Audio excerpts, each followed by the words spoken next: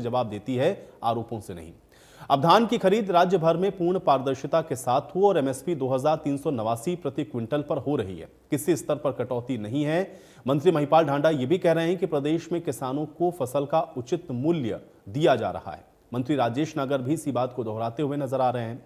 अब कांग्रेस अपने कार्यकाल को याद करे, वो साथ में ये भी कह रहे हैं जब किसानों के खाते में 5-5 रुपए के चेक आते थे, आज मंडियों में किसानों का धान एमएसपी पर खरीदा जा रहा है। उन्होंने खुद भी कई मंडियों का दौरा करके जायजा लिया है। तो आज हम भी इसी मुद्दे पर चर्चा करेंगे, लेकिन उसके पहले सवाल हैं, अब धान खरीद के पुख्ता इंतजाम के दावे हैं तो सवाल क्यों है? एमएसपी पर अगर खरीदी हो रही है तो इन सियासी बयानबाजियों के मायने क्या हैं और क्या किसान के नाम पर विपक्ष सियासत कर रहा है? जो खरीद है ये सरकार विफल है। उसमें वायदा कुछ किया था 3100 रुपये तक का देंगे, लेकिन एमएसपी नहीं मिल रहा। 2389 एमएसपी है। इन दोनों मंडियों में एक भी आदमी मेरे को ऐसा नहीं मिला जिसने कहा मेरे को एमएसपी मिली है। किसी ने 1800 में बेचा, किसी ने 1900 में बेचा, और पोर्टल के झंझट में फंसा रखे हैं। पोर्टल दो, फिर वेरिफिकेशन। कई आदमी तो कहते हमारे 20-20 दिन के 25-25 दिन की वेरिफिकेशन नहीं हो रही, डेट पास बनाओ। ये कहा भाई परेशानी और ज्यादा बढ़ाने किसान की, इनको जो और यील्ड भी कम हो रही है। 10 क्विंटल, किसी में 12 क्विंटल, किसी में 8 क्विंटल यील्ड कमाई है। प्रति नुकसान का बड़ा भारी नुकसान है। कंपनसेट करना चाहिए किसान को पूरी तरह से। यही बताए थे उन्होंने, हमने एक को भी एमएसपी नहीं मिली, हमारे एमएसपी नहीं मिली और परेशान है। ना खरीद हो रही और ना जो मंडी में ढुलाई हो रही, ना निकासी हो रही, कोई उपलब्धि नहीं, जो सारी विफलताएं हैं। आप जानते हैं, आप खुद लोग खड़े, सारे किसान परिवार संबंध रखते हैं। किसान बहुत दुखी है, मंडियों से उनका सामान नहीं खरीदा जा पा रहा, कहीं दिक्कत आ रही है, तंग किया जा रहा है। किसान सबसे ज़्यादा दुखी है। तो इसलिए आप मान के चले, हम मंडियों में भी दौरा करेंगे। कल हमारे विधायक दल का नेता आदरणीय हुड्डा साहब ने भी दौरा किया है और आगे भी हम सब लोग जाएंगे। अब बीजेपी क्या कहती है, इन लोग क्या कहती है, वो अपना काम करे, कांग्रेस अपने तरीके से काम करेगी। बड़ी मुश्किल से अपनी फसल पकाई, हजारों रुपए खर्च करके, उससे बरसात की मार पड़ी, उसके बाद थोड़ा उबरा, तो अब देख रहे हैं आप मंडियों का हाल। सरकार कह रही है कि हम 24 फसलें एमएसपी प्राइस पे परचेज कर रहे हैं, जबकि एक भी फसल ऐसी मुझे बता दो जो एमएसपी प्राइस पे बिक रही है। हम कॉटन के इलाके के लोग हैं सिरसा में, 1000 से 1200 रुपए प्रति क्विंटल के हिसाब से कटौती हो रही है एमएसपी प्राइस से। कल मैं भिवानी में था। भिवानी बाजरे की मंडी है, दादरी बाजरे की मंडी है, महेंद्रगढ़ बाजरे की मंडी है। वही स्थिति बाजरे की है। सरकार एमएसपी प्राइस की बात कह रही है, 300-400 रुपए कम पे बाजरा बेचने के लिए मजबूर है किसान। ये धान की मंडियां हैं, पानीपत है, करनाल है, कुरुक्षेत्र है, यमुनानगर है, ये सारी बेल्ट जो है। यहाँ का किसान आप देख रहे हो कि सड़कों पे बैठा है। एक एक ढेरी में 3-3 तरह के मॉइस्चर निकाले जाते हैं, कटौती की जाती है। मिलर की फाइल क्लियर करने के लिए 2-2 लाख रुपए रिश्वत मांगी जा रही है। सरकार कह रही है हम बिना पर्ची के, बिना खर्ची के सारे काम करते हैं। यही स्थिति तो व्यापारी की है, यही स्थिति किसान की है, यही स्थिति आज प्रदेश के आम नागरिक की है। पूरी तौर पे जंगल का राज।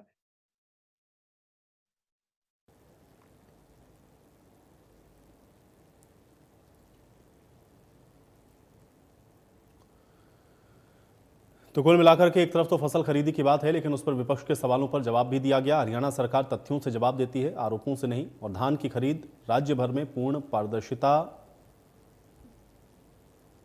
के साथ हो रही है और इसके अलावा एमएसपी 2389 रुपए प्रति क्विंटल पर हो रही है। किसी स्तर पर कोई कटौती नहीं है। तो ये एक्सपर्ट पोस्ट नायब सिंह सैनी की ओर से आया है। 5 अक्टूबर तक 81,410 किसानों से 13.68 लाख मीट्रिक टन धान की खरीद पूरी हुई है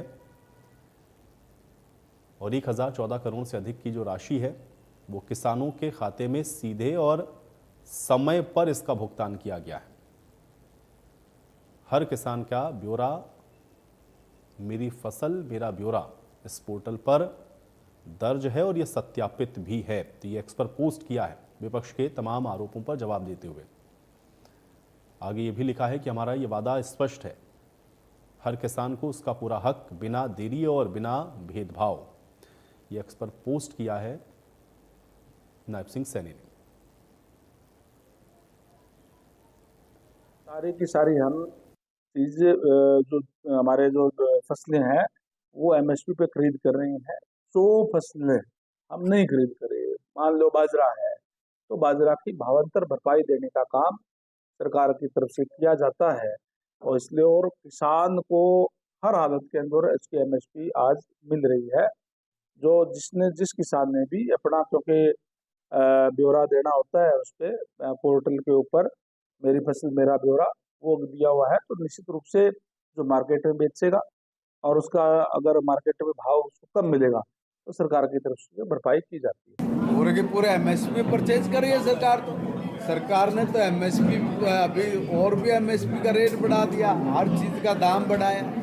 अभी भी हर जगह पर एमएसपी पे पूरी की पूरी खरीद हो रही है। अगर कहीं कोई उठान में समस्या आ रही है, कोई और कहीं अगर माल में कोई गीला है उसकी वजह से अगर कोई छोटी मोटी कोई प्रॉब्लम है, नहीं तो सारी जगह पे माल खरीदा जा रहा है। कई मंडियों का दौरा करके आया हूं और ये खरीद से पहले हमने 1 महीने से ज़्यादा समय पहले हमने सभी अधिकारियों के साथ एक बैठक की। उसमें हमारे सारे डिपार्टमेंट, चाहे फूड एंड सप्लाई के हों, हमारे वेयर हाउस के हों, एफएड के हों, एफसीआई के हों, सभी अधिकारियों के साथ एक हाई लेवल मीटिंग करी थी, बैठक करी थी। सभी तैयारियों का जायजा लिया गया था। सबको निर्देश दिए गए थे कि भाई इस बार जो खरीद है पहली बार 1 अक्टूबर से पहले होकर 22 सितंबर को हमने की, जो किसानों को ज़्यादा पहले अपनी खरीद अपनी फसल को बेचने का मौका दिया। अभी मंडी में वो 22 तारीख से अपनी फसल लेके आ सकते हैं।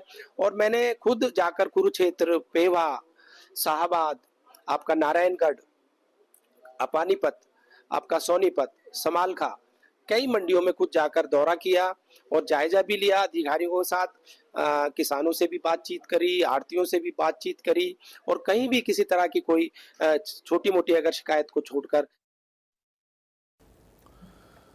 तो कुल मिलाकर के मौका है फसल खरीदी का और फसल खरीदी के साथ ही आप देखते हैं कि हर साल की तरह इस बार भी सवाल है। सत्ता पक्ष का यह कहना है कि फसल खरीदी सुचारू रूप से चल रही है, किसानों को उनका एमएसपी दिया जा रहा है, जबकि विपक्ष का यह कहना है कि किसान को एमएसपी नहीं मिल रही है, किसान परेशान हो रहा है। लेकिन अब इन आरोपों और दावों के बीच में असल हकीकत क्या है, आज इसको समझने की कोशिश करेंगे। सभी मेहमान है मेरे साथ, पहले उनका परिचय करवाते हैं, उसके बाद आज की इस चर्चा की शुरुआत करेंगे। विधु रावल जी हमारे साथ हैं, भारतीय जनता पार्टी के प्रवक्ता हैं। विधु रावल जी, बहुत स्वागत है आपका आज की इस चर्चा में। योगेश सिहाग जी हमारे साथ हैं, कांग्रेस पार्टी के प्रवक्ता हैं। योगेश सिहाग जी, आपका स्वागत है। विजेंद्र रेड्डू जी हमारे साथ हैं, इंडियन नेशनल लोकदल के प्रवक्ता हैं। विजेंद्र रेड्डू जी, आपका स्वागत है। और दीप कमल सहारन जी हमारे साथ हैं, जननायक जनता पार्टी के प्रवक्ता हैं। दीप कमल सहारन जी, आपका भी बहुत स्वागत है। विधु जी, आपसे चर्चा की शुरुआत करूंगा, चूंकि फसल खरीदी का सीजन चल रहा है और हर साल की तरह इस बार भी विपक्ष के सवाल हैं और बार बार विपक्ष ये कह रहा है कि जो तमाम दावे आप कर रहे हैं वो धरातल पर नहीं है। भूपेंद्र हुड्डा कह रहे हैं मैं कई मंडियों में गया, एक तो पहले आप लोगों ने ये वादा किया था कि आप 3100 रुपए में खरीदेंगे धान, और अब जो आपने एमएसपी तय की वो भी किसानों को आप नहीं दे पा रहे हैं। कैसे देखते हैं विपक्ष के इन तमाम आरोपों को? आपको नमस्कार और आपके माध्यम से इंडिया न्यूज देख रहे सभी दर्शकों को और हमारे जो साथी पैनलिस्ट हैं उनको भी नमस्ते। मैं उम्मीद कर रहा हूं मेरी आवाज ठीक ठाक आप तक आ रही है। जी जी। भूपेंद्र सिंह हुड्डा पर एक कहावत बड़ी सटीक बैठती है, खिसियानी बिल्ली खंबा नोचे। जब इनका शासनकाल था उस समय कितना बुरा हाल रहा करता था, और आज ये ज्यादा घनी सियाने, जैसे हमारे हरियाणा में कहते हैं घनी सियानी 2 बार पोए भूखी सोवे। ये किस प्रकार से आज घने सियाने बनकर आज मंडी में बता रहे हैं कि कितना रेट मिल रहा है। मैं आज 3 चीजें बहुत दावे के साथ जो आपके बीच में रख रहा हूं, और मेरा दावा तब तक जो है उसकी पुष्टि नहीं हो पाएगी जब तक मेरे दावे को दूसरा मेरा प्रतिपक्षी जो प्रवक्ता है वही नहीं पुष्ट कर पाएगा। तो मैं दावा कर रहा हूं, और बल्कि दावे के साथ एक सवाल पूछ रहा हूं कि भूपेंद्र सिंह हुड्डा जो अभी कंपनसेशन की बात कर रहे थे, मैं दावा करता हूं कि भूपेंद्र सिंह हुड्डा के 10 साल में, खुद चुन लें कि उनके 10 साल में कौन से साल सबसे ज्यादा कंपनसेशन मिला था, उससे ज्यादा कंपनसेशन जो है हम पिछले साल दे चुके हैं, और उससे पिछले साल उससे ज्यादा कंपनसेशन था। इस साल भी भूपेंद्र सिंह हुड्डा से ज्यादा कंपनसेशन जाएगा, ये आपके बीच में कहकर जा रहा हूं। नहीं तो कांग्रेस के प्रवक्ता यहां पर बता दें कौन से साल से कंपेयर करना है। अगर उनके पास कुछ है तो खोखली बातों के, खोखली जुमले छोड़ने के अलावा, रिटोरिक्स छोड़ने के अलावा कोई फैक्ट है तो। दूसरा, भूपेंद्र सिंह हुड्डा ये बता दें, मैं आज 5 अक्टूबर 2025 यानी कल रात 12 बजे तक के आंकड़े लेकर बैठा हूं, वो बता दें इन आंकड़ों के हिसाब से उनके 10 साल में सबसे ज्यादा कोई एक साल ढूंढ लें अपना, उनकी छूट है। और मैं इसी साल की बात करता हूं केवल। इतनी जो धान की आवक है 5 अक्टूबर तक कब 13.68 लाख मैट्रिक टन हुई है इनके शासनकाल में, बता दें। और कब उन्होंने 10 लाख मैट्रिक टन जो है, किस साल में उन्होंने 5 अक्टूबर तक, किस साल के 5 अक्टूबर तक 10 लाख मैट्रिक टन खरीद कर ली है। और यह भी बता दें कि किस साल में उन्होंने 5 अक्टूबर तक 5.65 लाख मैट्रिक टन के भुगतान जो है 81,410 किसानों के खाते में 1,014.19 करोड़ यानी 1,014 करोड़ 19 लाख भर्ती कर दिए। अगर ऐसा कोई एक भी जवाब हो तो कांग्रेस की प्रवक्ता की बात सुथरी लगेगी, नहीं तो यूं लगेगा ऐसी मारी आई वाई मारी जा रहा है। कुल मिला के बात ये है, खोखले लोग हैं और जनता इनको पहचान चुकी है, इसलिए इनको सत्ता से बाहर रखा हुआ है। इतने साफ काम, जितना सुंदर तरीके से काम हो रहा है, इसका ऐसा कोई उदाहरण दूसरा नहीं मिलता। हम भी खेतों में से अपनी जीनस को लेकर, अपनी फसल को लेकर मंडियों में जाकर मंडियों में बरान हुए, मंडियों में रात गुजार रखी है हमने, लेकिन आज तक ऐसी इतनी सुंदर व्यवस्था कभी नहीं देखी। जब आज जो है धान की नहीं, लेकिन विदुराव जी आप कह रहे हैं सुंदर व्यवस्था है, भूपेंद्र हुड्डा कह रहे हैं कि किसानों की एमएसपी पे खरीदी नहीं हो रही, पोर्टल के नाम पे वो उलझ जाता है, नमी के नाम पे उसको परेशान किया जा रहा है। आप कह रहे हैं सुंदर व्यवस्था है। हाथ कंगन को आरसी क्या, पढ़े लिखे को फारसी क्या। मैंने 3 सवाल किए हैं। अगर कांग्रेस के प्रवक्ता में भूपेंद्र सिंह हुड्डा का बचाव करने की क्षमता होगी, 3 में से भी कोई एक सवाल का जवाब दे दे, छूट भी उसकी कर दी। अब कोई सा अपना सबसे बढ़िया जो साल हो वो साल ढूंढ ला, वो नहीं बता पाए। खोखली बातों का तो कुछ नहीं है ना। यहाँ आकर दिन को रात बता दें, और कांग्रेस वाले तो आजकल इसी तरह से राहुल गांधी ने ट्रेनिंग कर दी इनकी, दिन को रात बताने वाली। अरुण जेटली का ना, अरुण जेटली जी की स्वर्गवास जो है 2019 में हो गया, और 2020 वाले आंदोलन में कह रहे मेरे को धमकाने आ गए। कभी कहते हैं कि नथुराम गोडसे जो है वो स्वतंत्रता आंदोलन के बाद जो है संविधान बना, संविधान के खिलाफ था, संविधान 1950 में बना, गांधी हत्या जो है 1900, मतलब कुल मिलाकर इनको बेशर्मी से झूठ बोलने की आदत हो चुकी है। मैंने 3 जो है खुले, चलिए आप ये कह रहे हैं कि विपक्ष के आरोपों में कोई दम है नहीं, ठीक है, मैं जवाब मुझे मेरी बात पूरी करने के लिए 10 सेकंड और दे जी 10 सेकंड में कंप्लीट करें। धान की साफ सफाई आड़ती खुद उसका जो है भुगतान कर रहा है, उससे किसान से नहीं लिया जा रहा।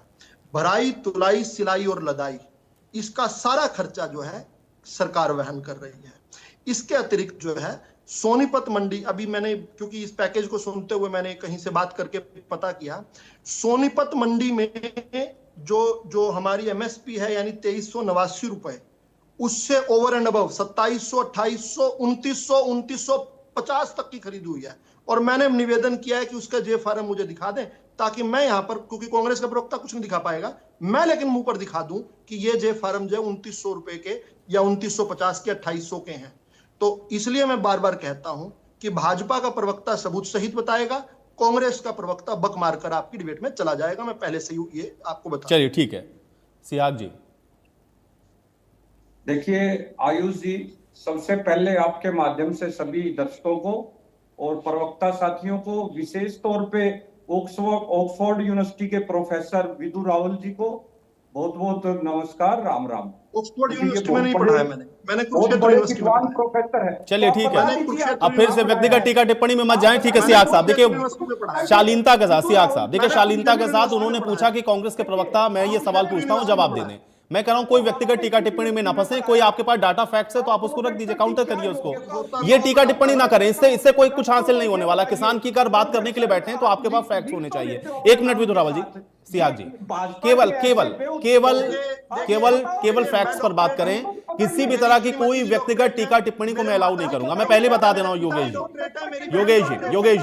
योगेश जी, प्रवक्ता होने के नाते आपको जो सवाल पूछे गए, आप, मैं कह रहा हूं उसका जवाब दें आप। ये व्यक्तिगत टीका टिप्पणी से कुछ नहीं होगा, ये व्यक्तिगत टीका टिप्पणी करने से कुछ नहीं होगा।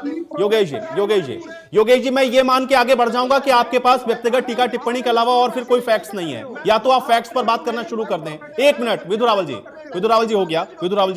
योगेश जी फैक्ट्स पर बात करिए।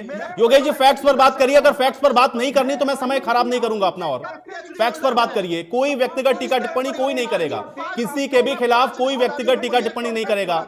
उन्होंने आपको कांग्रेस प्रवक्ता कह के संबोधित किया, बीजेपी प्रवक्ता कह के उनको संबोधित करें, बस, इससे ज्यादा नहीं। अब मुद्दे पर आएंगे। विधु रावल जी हो गया।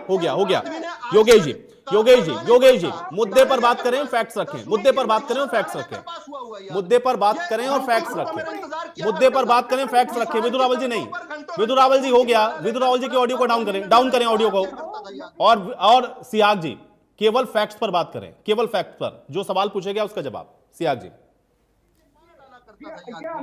बीजेपी से हमने चलिए, ये फिर से आप व्यक्तिगत टीका टिप्पणी में उलझ गए हैं। मैं योगेश जी इससे ज्यादा समय फिर आपको नहीं दूंगा, और मैं ये मान करके चल रहा हूं कि आपके पास फैक्ट्स की कोई बात नहीं है।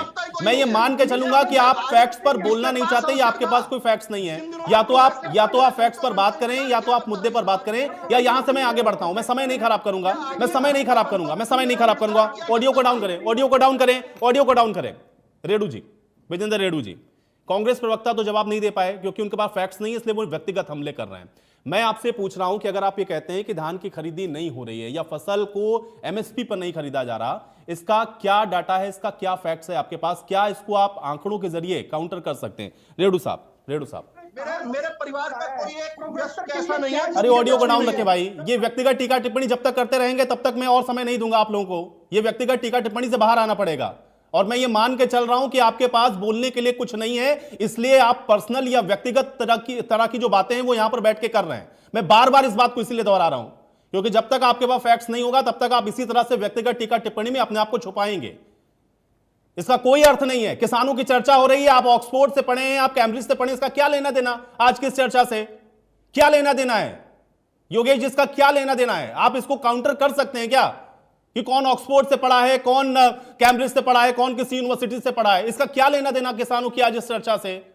सीधे सवाल आपसे पूछे गए कि आप डाटा बताइए, आप फैक्ट्स रखिए, आप कांग्रेस का पक्ष रखिए, आप व्यक्तिगत टीका टिप्पणियों में उलझ गए, समय खराब कर रहे हैं। आप केवल प्रदेश की जनता का समय खराब कर रहे हैं, चैनल का समय खराब कर रहे हैं। आप केवल समय खराब कर रहे हैं, केवल समय खराब कर रहे हैं। मैं दोनों प्रवक्ताओं को और समय नहीं दूंगा फिर। आप दोनों लोग समय खराब कर रहे हैं, केवल चर्चा को खराब कर रहे हैं, डिरेल कर रहे हैं, भाई। एक अलग अलग विषयों पर आप लोग अलग अलग बातों में क्यों उलझते हैं? मुझे ये समझ में नहीं आता।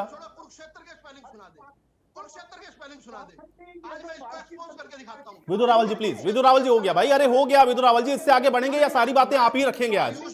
अरे भाई ठीक है, हो गया।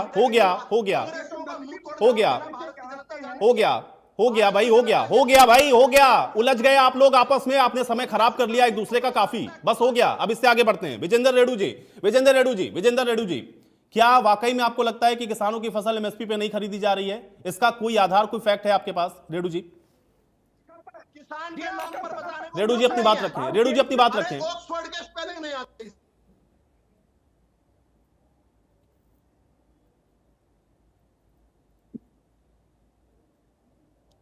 चलिए, कांग्रेस के प्रवक्ता के पास मुझे लगता है व्यक्तिगत टीका टिप्पणी के अलावा और कुछ नहीं है भाई। ठीक है विजेंद्र रेड्डू जी, देखिए मुझे मजबूरी में फिर ब्रेक लेना पड़ेगा, समय आप लोग का खराब होगा, कोई बात अपनी नहीं रख पाएगा। बाहर आ जाएंगे इससे तो ज्यादा बेहतर हो जाएगा, बाहर आएंगे इससे तो ज्यादा बेहतर होगा। योगेश त्याग जी, आपके पास नहीं है फैक्ट्स, मैं बार बार इसीलिए कह रहा हूं आपसे। अगर मुद्दे पर कोई बात करनी है, किसानों पर कोई बात करनी है, एमएसपी पर कोई बात करनी है तो वो आप करिए। ये कैम्ब्रिज और ऑक्सफोर्ड यूनिवर्सिटी का डिस्कशन मुझे नहीं करना है इस चैनल पर बैठ के। और आपका हर बार का ही है, जब भी आप बैठते हैं हमेशा व्यक्तिगत टीका टिप्पणी शुरू कर देते हैं। विजेंद्र रेड्डू जी देखिए, सरकार जो एमएसपी का दावा कर रही है ये बिल्कुल खोखला दावा है और किसान की फसल को एमएसपी पर नहीं खरीदा जा रहा है। सर्वप्रथम एमएसपी की जो बात करते हैं, धान की खरीद की ये बात कर रहे हैं। धान की खरीद में केवल पीआर धान की वैरायटीज को ये खरीदने का काम करती है गवर्नमेंट। इसके अलावा जो अन्य धान है वो तो ऑलरेडी किसान जो है प्राइवेट परचेजर के हाथ में वैसे ही लुटता पिटता है, लेकिन जो सरकार का आश्वासन और भरोसे के सहारे किसान पीआर धान को उगाने का काम करता, उसमें भी उसको पूरी एमएसपी नहीं मिल रही है। बिल्कुल मैं भी फैक्ट के साथ बताता हूं आपको, कितनी आवक हुई, कितनी खरीद हुई, कितने उठान हुआ, कितना पैसा किसान के खाते में डाल दिया गया, वो सारे के सारे आंकड़े गूगल के ऊपर हैं। लेकिन ग्राउंड के ऊपर असल में क्या प्रॉब्लम किसान को आ रही है, पहले शुरुआत में ही जो पीआर धान है वो 2250 रुपए में किसान को भुगतान किया जा रहा है, जबकि बिल जो है 2389 रुपए का ही बनता है। जे फॉर्म 2389 का बनाते हैं, जबकि किसान को 2250 रुपए की पेमेंट होती है, जिसका मॉइस्चर 17 से डाउन है या 17 है। इसके अलावा यदि मॉइस्चर थोड़ा फालतू है, उस मॉइस्चर के नाम पर प्रति पॉइंट 25 रुपए एक्स्ट्रा डिडक्शन करके किसान को लूटने का काम किया जा रहा है। और दूसरी बात, जो मॉइस्चर नापने वाली मशीन है, जो कैलिब्रेशन के बाद मशीन ग्राउंड पर आती है और वो धान की डेयरी का मॉइस्चर नापने का काम करते हैं, उसके माध्यम से भी किसान को लूटा जाता है। एक ही डेयरी पर दो तरह की मशीनें आप लगाओगे तो दोनों का मॉइस्चर में डिफरेंस आता है, और वो भी थोड़ा बहुत नहीं, 5 से 7, 8, 10% तक का डिफरेंस आता है, जिसके नाम पर किसान की कटौती करने का काम किया जाता है। दूसरी बात, अभी कल की ही जो रिपोर्ट है, सीएम फ्लाइंग ने छापा मारा मंडियों में, रेडू साहब भाई, ये नमी ऐसा तो है नहीं कि नमी के नाम पर पहली बार भाई जो नियम बना है रेडू साहब, जो नियम है, जो तरीका है खरीद का, रेडू साहब ये तो उसी तरह से होगा ना, से पास नहीं करवा रेडू साहब मुझे एक बात बताइए ना भाई, ये नमी के नाम पे ये भाई ये तो नियम बना ही हुआ है ना, सुखा करके लाना है फसल, ये नियम बना हुआ है, लेकिन ये कहना कि इसकी वजह से किसान को परेशान किया जा रहा है, ये तो पता है, किसान को भी पता है। नापने वाली मशीनों में डिफरेंस आ रहा है, वो डिफरेंस क्यों आ रहा है? एक मशीन 27% दिखा रही है नमी, दूसरी 22% दिखा रही है। ये जो 5% का, 7% का, 10% का मशीन डिफरेंस आता है, उसके लिए जिम्मेवार कौन होगा? सरकार इसके ऊपर ध्यान क्यों नहीं देने का काम कर रही है? इसके अलावा जिस प्रकार से मिलर आज तक भी मंडियों में परचेज के लिए नहीं गया है, उसका जिम्मेवार कौन है? मिलर की फाइलें पास नहीं की जा रही हैं, उनके से रिश्वतें मांगी जा रही हैं, 2 लाख रुपए तक की रिश्वत का हमने सुना है। मंडियों में जाकर के किसानों से, मिलरों से बात हुई है, प्रति मिलर जो है 2 लाख रुपए तक की रिश्वत का रेट निर्धारित हो चुका है फाइल पास करवाने के लिए। ये भी एक तरह की लूट है, जिसको वो मिलर फिर किसान के माध्यम से निकालने का काम करता है। और इसी प्रकार, लेकिन रेणु साहब ये तो बड़ा गंभीर आरोप है, आप ये कह रहे हैं कि रिश्वत 2 लाख रुपए तक की मांगी जा रही है, तो भाई मैं तो ये कह रहा हूं कि इसका प्रामाणिक आधार क्या है? ये केवल सुनने से तो ये स्थापित नहीं हो जाएगा ना कि किसी ने कहा और उसको मान लिया गया। आप ये कह रहे हैं कि रिश्वत मांगी जा रही है मिलर से, तो ये किसका आधार क्या है? हकीकत है, मिलर खुद बोलते हैं कि हमारी फाइल आज तक क्यों अटकी पड़ी हुई है, परचेज शुरू हो चुके हैं, उठान शुरू हो जाना चाहिए, लेकिन मिलर की फाइल ही पास नहीं होगी तो कैसे वो आगे काम शुरू करेगा? और वो मिलरों के आज तक फाइल क्यों नहीं पास हो रही? जब इन्होंने 22 सितंबर से परचेज निर्धारित की थी कि 22 तारीख से हम परचेज शुरू करेंगे, हालांकि वो 22 तारीख से शुरू नहीं हुई और 1 अक्टूबर से हुई, आज तक मिलर की फाइल ही पास करके नहीं आई उनके पास, तो किस प्रकार से फसल का उठान होगा? और जब उठान लेट होगा तो उसमें सूख जाएगी, और उस सूख के माध्यम से उस आड़ती को भी ये लूटने का काम कर रहे हैं। सरकार बिल्कुल लापरवाही कर रही है। इसके अलावा किसानों को जो सुविधाएं देने की बात कर रही है, पीने के पानी की, भोजन की, वो उनको कोई सुविधा नहीं। एक किसान 10 लेकिन रेणु साहब आजकल तो जो पेमेंट है वो तो सीधा खाते में जाता है ना। मुझे एक बात बताइए ना रेणु साहब, इसको तो साबित करना बहुत आसान है। आप ये कह रहे हैं कि किसान का ये एमएसपी पर धान नहीं खरीद रहे हैं, या जो भी फसल एमएसपी पर इन्होंने खरीदने का वादा किया वो नहीं खरीद रहे हैं। रेणु साहब, उसका पेमेंट तो ऑनलाइन हो रहा है ना, उसका पेमेंट तो ऑनलाइन हो रहा है। अगर उसके खाते में वो पैसा जो निर्धारित किया गया एमएसपी का वो नहीं जा रहा तो रिफ्लेक्ट कर जाएगा। वो ये कह रहे हैं हमने दिया एमएसपी, इसको कैसे झुटलाएंगे? 2389 का किसान के खाते में पैसा जाता है, और जो डिफरेंस है 2250 का या कट का, वो किसान से वापस लिया जा रहा है। देखियो कितना बड़ा लूट है सरकारी खरीद में, उसके खाते में पूरा पैसा जाएगा और किसान से फिर जो बीच का डिफरेंस का पैसा है वो किसान से वापस लिया जा रहा है। इसी प्रकार से जो भावांतर योजना बाजरे की बात करते हैं ये लोग सरकार वाले, उसका भी यही हाल है। इन्होंने फिक्स कर दिया कि हम 575 की भावांतर देने का काम करेंगे, यदि किसी किसान का बाजरा 1800 में बिका है, 1900 में बिका है, 2000 में बिका है, उसको भी हम 575 ही देंगे। अगर किसी का 1800 में बिका तो उसको तो 975 रुपए का डिफरेंस आ गया, उसको 575 में कैसे भाव का अंतर भरा गया? वो तो भाव का अंतर तो नहीं भरा जा रहा है। और ऊपर से ये भी कहा जा रहा है यदि आपने 575 रुपए लेने हैं तो 2200 रुपए का बिल ही आपको दिखाना पड़ेगा, जिसके लिए 2200 का बिल बनवाने के लिए आड़ती को किसान को उसको खरीदने वाले से को रिश्वत दे करके 2200 का बिल बनवाना पड़ेगा। यहाँ पर भी आप कह रहे हैं रिश्वत है और मिलर्स भी कह रहे हैं कि उनकी फाइल पास करवाने के लिए रिश्वत है, मतलब कि आप ये कह रहे हैं कि हर जगह पैसा देना पड़ रहा है। ठीक है, ये गंभीर आरोप आप लगा रहे हैं, मैं इसका जवाब लूंगा। ठीक है, दीप कमल जी। देखिए आयुष जी, जब भी किसी भी फसल की खरीद का सीजन आता है तो इस तरीके की दिक्कतें हम बार बार देखते हैं। पिछले 5-7 सालों में भी देखी, उससे पहले भी, और जो पहले की सरकारें रही हैं हर बार ही कोई ना कोई नई समस्या या फिर जो पुरानी समस्याएं हैं वो नए रूप में हमें अनाज की मंडियों में दिखती हैं। ये बात जरूर है कि पिछले कुछ सालों में जो भुगतान है उसमें सुधार हुआ है। पहले जो फसल की लागत, फसल की जो कीमत है वो किसानों को कई कई महीनों में मिलती थी, वो अब 2 दिन 3 दिन में, और जहाँ कोई मिसमैच होता है वो फिर उसके बाद कुछ हफ्तों में उनके खातों में आ जाती है। ये वाकई एक बड़ा कदम है, पिछले कुछ सालों में सुधार हुआ है। लेकिन जहाँ तक धान की फसल का सीजन है वहां पर अब हर बार ये जो नमी वाला जो विषय है ये खासतौर से धान की फसल में एक ऐसी उलझन बन जाता है किसानों के सामने, जहां उनको कुछ नियम दिखा दिए जाते हैं कि इतने प्रतिशत नमी के हिसाब से इतना कट लगेगा और इसके हिसाब से इतना लगेगा और इसके आगे का तो हम खरीद ही नहीं पाएंगे, कोई भी नहीं खरीद पाएगा।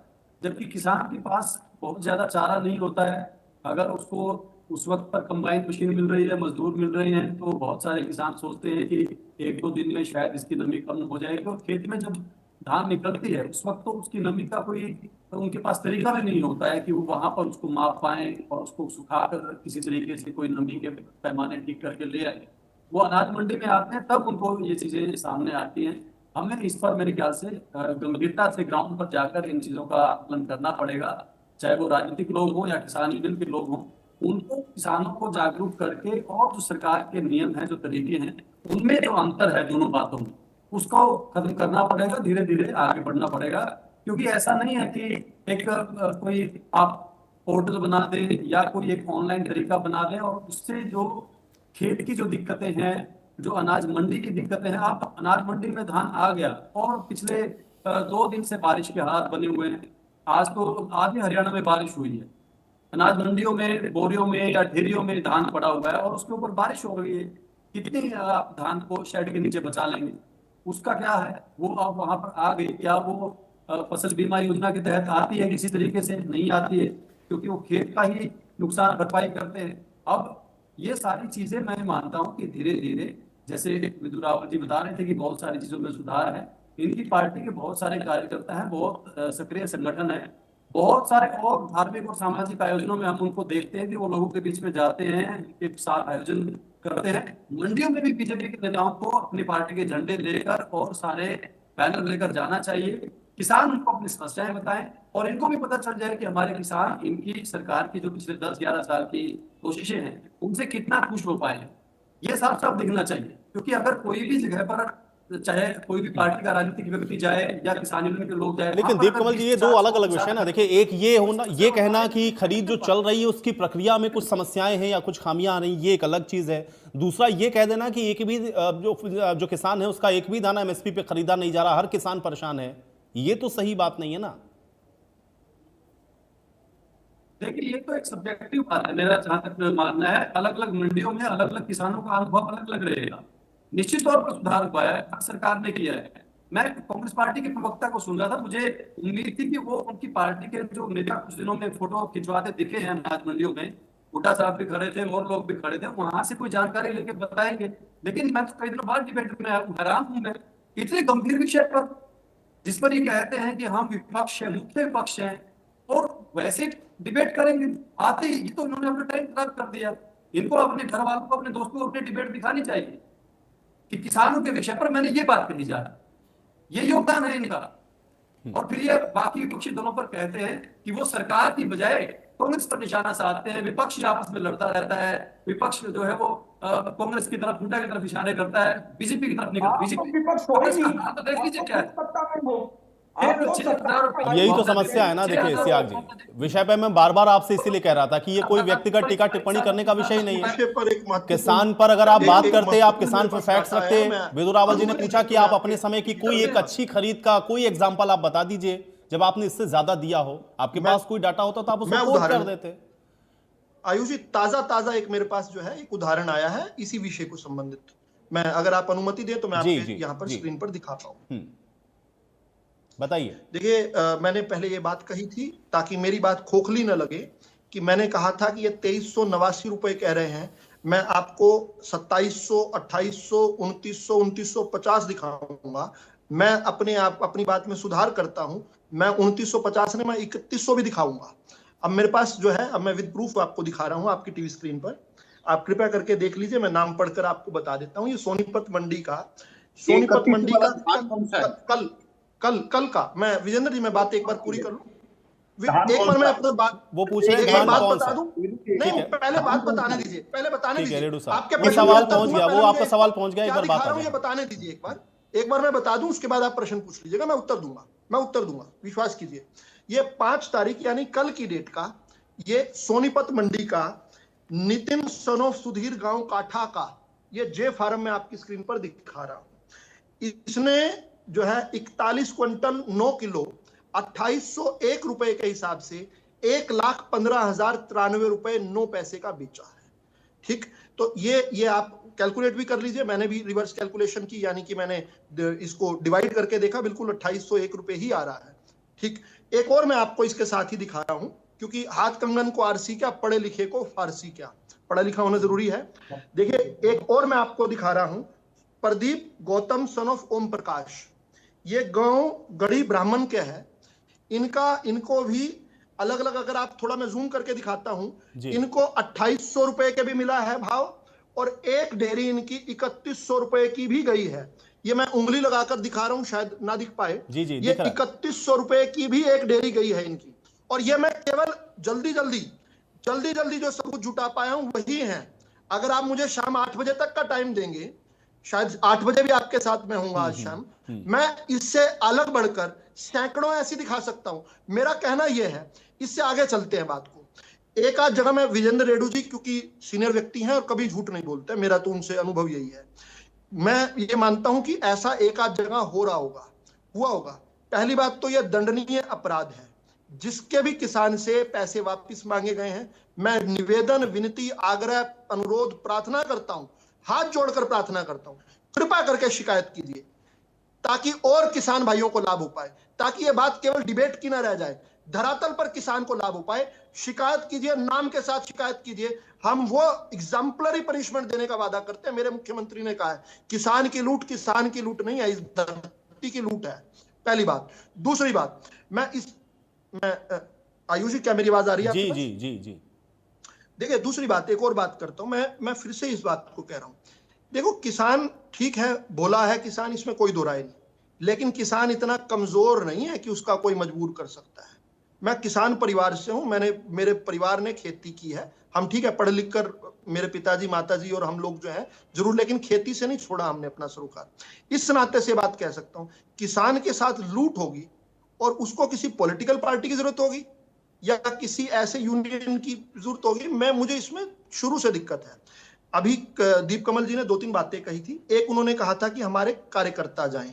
मेरे पास एक डाटा है, कार्यकर्ता तो जा ही रहे हैं। उससे पहले मैं अधिकारियों को बता देता हूं, हर मंडी के ऊपर ओवरसी करने के लिए हमने एक एचसीएस ऑफिसर, एक एसडीएम लेवल के ऑफिसर को हर मंडी का एक ऑफिसर बनाया हुआ है। फूड एंड सप्लाई का हर मंडी के अंदर एक इंस्पेक्टर लेवल का व्यक्ति 24 घंटे वहां पर बैठा हुआ है। जो डीसी है, डिस्ट्रिक्ट का जो डिप्टी कमिश्नर है, उसकी ड्यूटी है कि सारी मंडियों का रोज रियल टाइम डाटा जो है वो रखें, और कहीं किसी प्रकार की गड़बड़ है, with in half an hour वो जो है उस मंडी में पहुंच पाए। ये सारी व्यवस्थाओं के बाद हमारे जो पॉलिटिकल विदुर रावल जी, अगर इतनी सारी व्यवस्था है तो उसके बाद फिर ये कंप्लेंट्स क्यों है? फिर तो मुझे लगता है कि बिल्कुल एकदम ये न्यूनतम स्तर पर होना चाहिए, लेकिन कंप्लेंट्स तो है, हर मंडी में कुछ ना कुछ दिक्कत, समस्या तो चल ही रही है इतना होने के बाद। कंप्लेंट्स भी बताता हूँ, और इसको खुले दिल से, बड़े दिल करके हमें सुनना चाहिए। देखिए, किसान की ये शिकायत रहती थी कि मेरा धान जो है वो तैयार है कटने को और मंडी खुल नहीं रही है, और आमतौर मौसम भी कई बार इस मौसम में कई बार मौसम भी धोखा देता है। राम भी कभी भी बरस जाता है। तो इस सरकार ने एक जोखिम भरा लेकिन एक बड़ा फैसला लिया। पहली बार यह तय किया कि 22 सितंबर को मंडी खुलेगी। अब 22 सितंबर को जब मंडी खुल रही है तो इसका जोखिम क्या है? जिसकी तो जीरी पक गई है वो तो ले आएगा, वो कर लेगा, लेकिन बहुत सारे हमारे भाई जो हैं इस लालच में कि भाई मंडी शुरू हो गई है, वजन भी थोड़ा ज्यादा होगा, नमी का भी वजन हो, इस लालच में भी आ जाता है। लेकिन अब मापदंड तो जब 17% का है, नमी ज्यादा क्यों है? ये पिछली सरकारें भी कोई मूर्ख नहीं थी, ये भी बड़े समझदार लोग थे। 1 अक्टूबर या 10 अक्टूबर को क्यों शुरू करते थे? ताकि तब तक जितना धान पकना होता था पिछली खेत में ही पक जाता था, खेत में उसका मॉइस्चर कंटेंट कम हो जाता था। हमने एक हिम्मत करके, किसान पर भरोसा करके हमने एक व्यवस्था शुरू की। अब ये उसको ये क्या कर रहे हैं, रोल्स रिवर्स कर रहे हैं। उसका क्रेडिट देने की बजाय सरकार को कैसा घेरा जाए, वो एक आध जगह की मुसीबत को दिखा रहे हैं, चांद के अंदर दाग दिखाकर दिखा रहे हैं कि शायद कुछ ना हो। और मैं फिर से बता रहा हूं, मेरे आपने पैकेज में एक मंत्री की शायद बाइट सुनाई, वो कह रहे थे 5 रुपए का चेक देते हैं। सर 5 का भी नहीं, 2 रुपए का चेक है मेरे पास। ये सत्यनारायण पुत्र हरि सिंह का, भूपेंद्र हुड्डा का दिया हुआ 2 रुपए का चेक है। थोड़ी शर्म आती हो तो थोड़ा कांग्रेस का प्रवक्ता ले जाए इस शर्म को अपने साथ, है थोड़ी शर्म अगर। चलिए ठीक है। अब योगेश जी मुद्दे पर केवल बात, मुद्दे पर मुझे बताइए कि अगर आप ये कह रहे हैं या भूपेंद्र हुड्डा गए जाकर के मंडियों का दौरा करके आए, तो फिर भाई ये चीजें कुछ फैक्ट्स के साथ होनी चाहिए ना। वो तो ये कह रहे हैं हम दे रहे हैं एमएसपी लोगों को, कहां नहीं मिल रहा। देखिए आयुष जी, मेरा एक दोस्त ने ये बात कही कि 13 लाख मीट्रिक टन हमने उसकी 1074 करोड़ रुपए का भुगतान किया। 1034 करोड़ का, 5.65 लाख मीट्रिक टन। गलत कोट कर रहे हैं, गलत कोट ठीक कर है रहे राहुल जी, हैं, गलत कोट कर रहे हैं। ये 13 लाख की आवक हुई, 10 लाख की खरीद हुई, 5.65। ठीक है चलिए, वो करेक्शन हो गया, वो हो गया, पैसे जो ठीक है, है ठीक है, अब वो करेक्शन आ गया। आप ठीक है भाई, आप ठीक है, अभी सी आगे का समय ठीक है। योगेश जी आपने शायद स्टेटमेंट थोड़ा सा गलत कोट किया, इसलिए उन्होंने आपको करेक्ट किया। ठीक है चलिए। अरे अब ठीक है विदुर रावल जी प्लीज, अब हो गया भाई, अभी उनकी बात आने दो। अभी योगेश जी नहीं, अब ठीक है, अब कोई व्यक्तिगत टीका टिप्पणी नहीं विदुर रावल जी प्लीज, अब नहीं, कम से कम अब तो नहीं भाई, एक बार तो बात आने दीजिए उनकी। नहीं विदुर रावल जी नहीं भाई, हो गया। अभी योगेश जी विदुर रावल जी प्लीज, हो गया। योगेश जी ये कह रहे हैं कि हमने 2800 रुपए में भी ली है, जे फार्म दिखाए इन्होंने सोनीपत के। तो अरे आप कह रहे हो 2389 एमएसपी है, आप 2800 में भी ले रहे हो, तो ये अन्याय क्यों किसानों के साथ? चलो आपकी बात मान ले हम। और सच्चाई जी ये है जो रेड्डू साहब ने बात कही, मैं आपको दावे से कह रहा हूं। अन्याय क्या, किसान का ज्यादा बिकना अन्याय है क्या? अन्याय क्या है आयुष जी, समझ नहीं आया। नहीं वो ये कह रहे हैं फिर सबकी खरीदे ना भाई। अरे विदुर रावल जी वो कह रहे हैं सबका खरीदे ना फिर। ये नहीं चाहते कि हम सच्चाई को सुने। हमारे राज्य में तो जीरी अरे रुकिए हमारे ये अन्याय करके जहाज में बेची थी जीरी, राज्य में जीरी गई जहाज में। आज आपके क्यों तेरे राज्य में जीरी पिट गई ब्याज में? बड़े किसान नेता है, असल तो आप लोगों के भय डर है क्योंकि आप सुन नहीं सकते सच्चाई। वो जन नेता है, किसानों के नेता है। मंडियों में देखा किसान का दर्द, किसान की पीड़ा, वो आप लोगों को सुन। आप सिर्फ दशहरे पे शस्त्रों की पूजा कर सकते हो, जो आप कहते हो हमारा संघ अलग है, सभी मंत्रियों को कच्चे पहना दिए। योगेश जी अब भाई आप किसानों की बात करते करते कहां पहुंच गए? योगेश जी ये ऑफ ट्रैक क्यों होते भाई? किसान पर क्या बोलने के लिए कुछ नहीं है क्या? करता हुआ मैं दिखा सकता हूं, ये दोगला। अरे योगेश जी भाई किसानों के ऊपर बोलने के लिए कुछ नहीं है क्या? ये ऑफ ट्रैक क्यों हो जाते हैं? ये बीच में शस्त्र पूजा, आरएसएस, इसका क्या लेना देना किसान की फसल खरीदी से? अरे फसल खरीदी से इसका क्या लेना देना है भाई? आज किसान की फसल खरीदी पे चर्चा हो रही है, आप आरएसएस की चर्चा कर रहे हैं। यहाँ पर कौन शस्त्र पूजा कर रहा है, कौन आरएसएस की पूजा कर रहा है, क्या लेना देना इसका? किसान पर कुछ बोलिए भाई। आज तक जो आपने पोर्टल खोला, आज तक मुआवजा मिला है हमारे किसान भाइयों को? वो पीड़ा है दयनीय है। जो आपने कहा कि 15 सितंबर से पोर्टल की शिकायतें ली थी, जिनके घर टूट गए, मकान टूट गए, आज तक उन्हें मुआवजा दिया आपने? और बातें करते हैं बड़ी बड़ी।